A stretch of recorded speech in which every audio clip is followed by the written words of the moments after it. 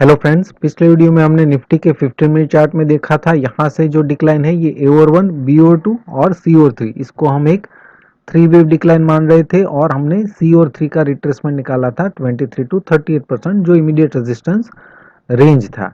इसको हम 3 wave decline इसीलिए मान रहे थे क्योंकि यहाँ से जो डिक्लाइन है इसको अगर हम 1, 2 इसको 3 और 4 कंसिडर करते तो यहाँ पे ये वेव 3 जो है वो एक्सटेंडेड नहीं था, इसलिए यहाँ से वेव 5 जो है वो इस डिक्लाइन का 61% मिनिमम अचीव करना चाहिए, एक्सटेंडेड होना चाहिए, क्योंकि वेव 3 एक्सटेंडेड नहीं है। और ये डिक्लाइन जो है 61% अचीव नहीं किया था, लेकिन आज ओपनिंग के बाद इस रेजिस्टेंस रेंज को ब्रेक नहीं कर पाया और हमें एक शार्प डिक्लाइन देखने को मिला जिसने 61% प्रोजेक्शन ये वेव 5 का ऑलरेडी अचीव कर लिया है। तो अब पॉसिबिलिटी ये भी बन जाती है कि यहाँ से जो डिक्लाइन है वो एक इंपल्सिव डिक्लाइन हो सकता है, राइट। अभी अगर हम आज की डेट में फिर से निफ्टी का डेली चार्ट देखें तो यहाँ पे 1, 2, 3 कंप्लीट हो चुका है और वेव 4 की अगर हम बात करें तो या तो ये यहाँ पे पूरा हो चुका है, तो हमने प्रोजेक्शन ऑलरेडी निकाला हुआ है 38 to 61%, राइट। तो उस केस में क्या हो सकता है कि यहाँ से एक एंडिंग डायगोनल की पॉसिबिलिटी बन सकती है, ये 1, ये 2, फिर 3, फिर 4 और फिर 5th। इस तरीके से ये एंडिंग डायगोनल के थ्रू वेव 5 कंप्लीट हो सकता है, राइट। लेकिन ये केस जो है हम तभी डिक्लेरेशन में लेंगे जब यहाँ पे वेव 4 के करीब निफ्टी ट्रेड करेगा और उससे पहले ये पैटर्न जो है इस तरीके से फॉर्म होना चाहिए। तो यहाँ पे आने के बाद ही हम एंडिंग डायगोनल की पॉसिबिलिटी को देखेंगे, अदरवाइज पहले से नहीं देखेंगे। तो अभी क्या सिनारियो बन सकता है, हो सकता है कि ये ABC और ये शार्प डिक्लाइन वेव सी का हो सकता है, तो ये ए, ये बी और ये वेव सी, इस तरीके से एक इरेगुलर करेक्शन बन सकता है वेव 4 का। और यहाँ से 5th का प्रोजेक्शन हमें फिर से निकालना होगा जो हमने यहाँ से निकाला है, राइट। तो मतलब कि अभी के लिए हम प्रोजेक्शन को ध्यान में नहीं रखते हैं कि ये होगा या फिर यहाँ से निकालने होंगे, राइट। तो वो किस पर डिपेंड करता है कि यहाँ से पैटर्न किस तरीके से फॉर्म होता है, ये एंडिंग डायगोनल बनाता है या फिर यहीं से ये 1, 2, 3, 4, 5 बनाता है।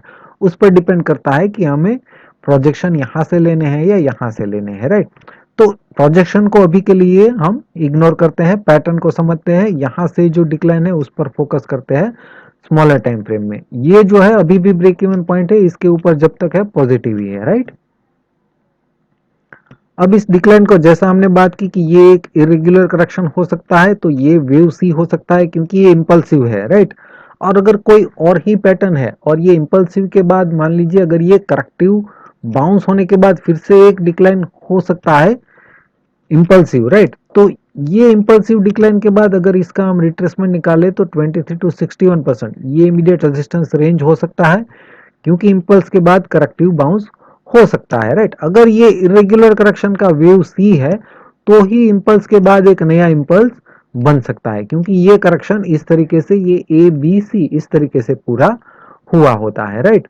तो इसीलिए करेक्शन के बाद एक नया इंपल्स, राइट। बाकी इंपल्स के बाद एक नया इंपल्स इस तरीके से देखने को हमें नहीं मिलता, राइट। अभी यहाँ पे पॉसिबिलिटी दोनों हो सकती है, ये इंपल्स भी हो सकता है और करेक्टिव भी हो सकता है, क्योंकि यहाँ पे हम श्योर नहीं है कि ये वेव सी का डिक्लाइन है या फिर ये एक नया इंपल्स है डाउन साइड की तरफ।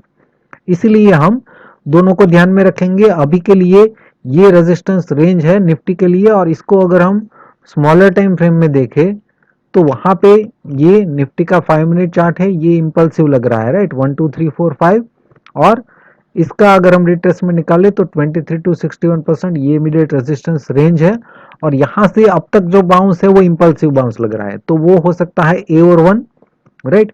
क्योंकि यहाँ पे पॉसिबिलिटी दोनों की है कि ये यहाँ से इंपल्स भी हो सकता है और ABC भी हो सकता है, इसलिए A/1 और B/2 यहाँ पे या तो पूरा हो चुका है या फिर इस रेंज में पूरा होगा। अगर यहाँ पे पूरा हो चुका है तो ये वेव C/3 के प्रोजेक्शन है, इस रेंज में बाउंस देखने को मिलेगा।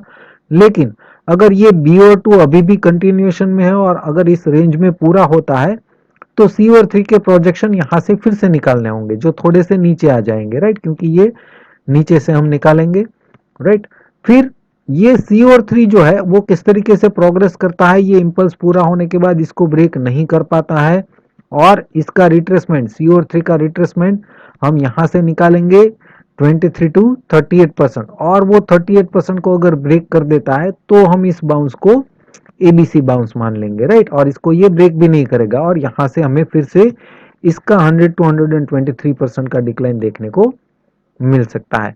लेकिन ये 100 टू 123% को ये शार्पली ब्रेक कर देता है स्पीड के साथ, और 61% को भी ब्रेक कर देता है, तो फिर जो है यहां से एक नया इंपल्स ऑलरेडी स्टार्ट हो चुका है। उस केस में हम सी और थ्री का रिट्रेसमेंट निकालेंगे 23 टू 38%। वहां पे 38% के नीचे ये नहीं जाना चाहिए और यहीं से ये कंटिन्यू करना चाहिए, राइट। तो इस तरह का सिनारियो बनेगा। हमें यहाँ पे देखना होगा कि सी और थ्री किस तरीके से प्रोग्रेस करता है, उसके हिसाब से हम प्लान कर सकते हैं। अभी के लिए ये down side break even point है 17,520, क्योंकि ये इस इंपल्स का 61% रिट्रेसमेंट है। इसके नीचे जाएगा तो फिर से नेगेटिव बन सकता है, अदरवाइज यहां से हमें फिर से बाउंस देखने को मिल सकता है CO3 का, जिसका प्रोजेक्शन हमने यहां से निकाला है। अगर नया लो बनता है तो वहां से निकालेंगे।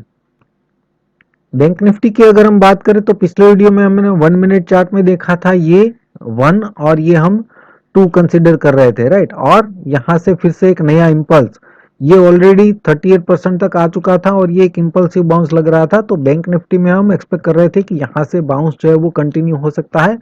ये down side break even point था जो हमने इस पूरे बाउंस का निकाला था, राइट। बैंक निफ्टी जो है ओपनिंग के साथ डिक्लाइन हुआ, यहाँ पे मुझे लगा था कि इस 61% को ये रिस्पेक्ट करेगा, क्योंकि हम बाउंस एक्सपेक्ट कर रहे थे। लेकिन यहाँ से बहुत ही शार्प डिक्लाइन हुआ और इसको ब्रेक नहीं कर पाया, राइट। 40,510 का लो लगाया और वहां से फिर से हमें शार्प बाउंस देखने को मिला।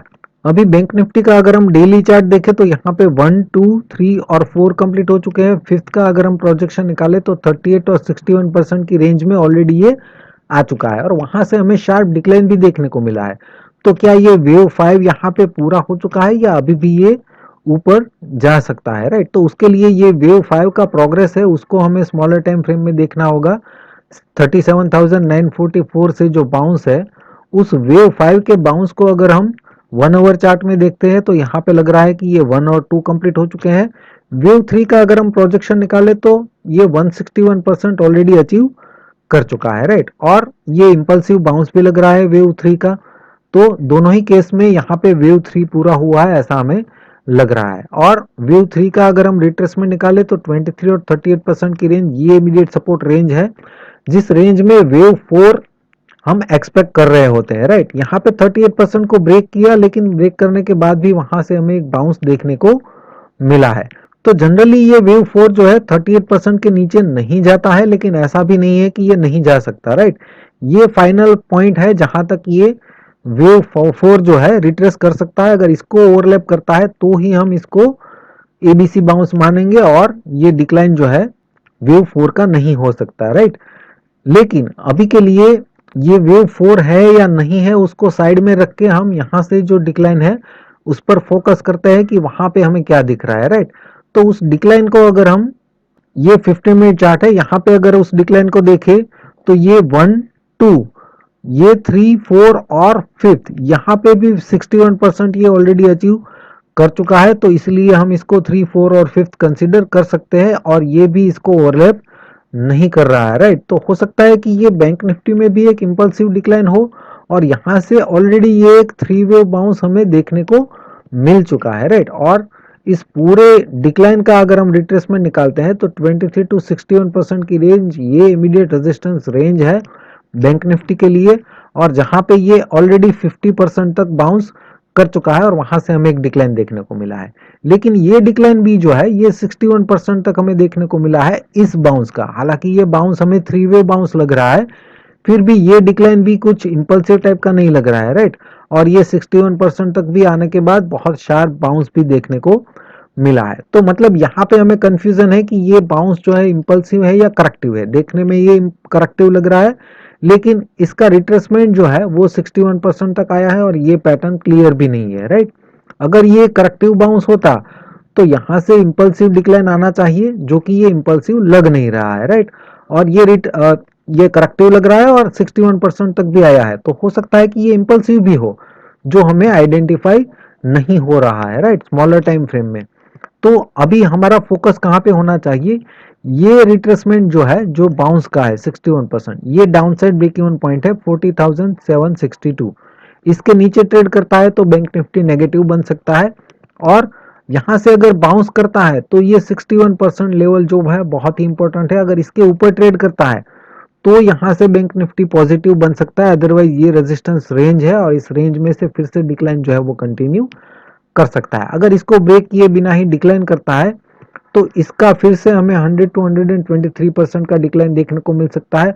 अगर इसको ब्रेक नहीं कर पाता है और इसको ब्रेक कर देता है तो फिर इसके ऊपर हमें बैंक निफ्टी देखने को मिल सकता है, राइट। तो 15 मिनट चार्ट में बैंक निफ्टी में जो भी सिनेरियो था यहाँ पे हमने समझने की कोशिश की है। निफ्टी और बैंक निफ्टी में आज के वीडियो में बस इतना ही। वीडियो देखने के लिए आपका बहुत बहुत शुक्रिया, धन्यवाद।